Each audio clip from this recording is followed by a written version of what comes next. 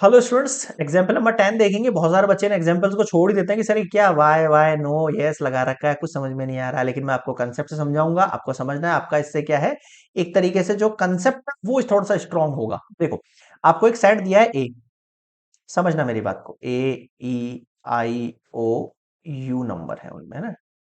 B एक set है जिसमें मैंने दिया है ए बी सी और, मेरी बात सुनो, is A is a subset of B?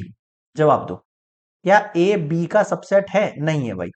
No, A is not subset of B. अब ये पूछ रहा है, जवाब तो इसने भी दे दिया, आप क्या दे रहे हो, इसने दे दिया जवाब, लेकिन पूछ रहा है क्यों, वाई? बिकॉज बिकॉज यहां पर ई बिलोंग्स करता है ए को, समझ रहे हो। आई बिलोंग्स करता है ए को, समझ रहे हो। ओ बिलोंग्स करता है ए को, समझ रहे हो। यू बिलोंग्स करता है ए को। ई आई ओ यू, यहां पर केवल ए है। बट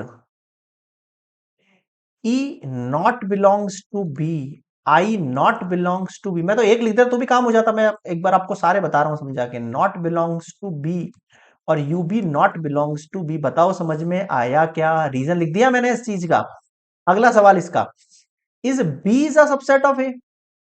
क्या बी सबसेट ऑफ ए है क्या? देखो बी में क्या वैल्यूज है, ए बी सी डी, यहां पे केवल ए है बाकी नहीं है। No, B is also not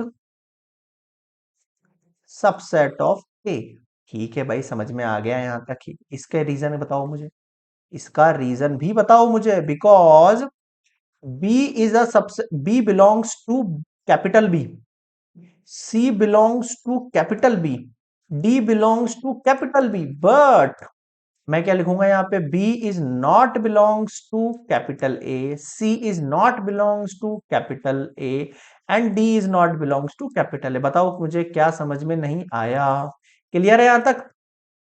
तो इस तरीके से आपको बेसिक कंसेप्ट पता होना चाहिए, तो क्वेश्चंस में वाई यस नो जो होंगे ना, आपको उनका रीजन समझ में आ जाएगा। क्लियर है यहां तक? ये हुआ कंप्लीट एग्जाम्पल नंबर 10।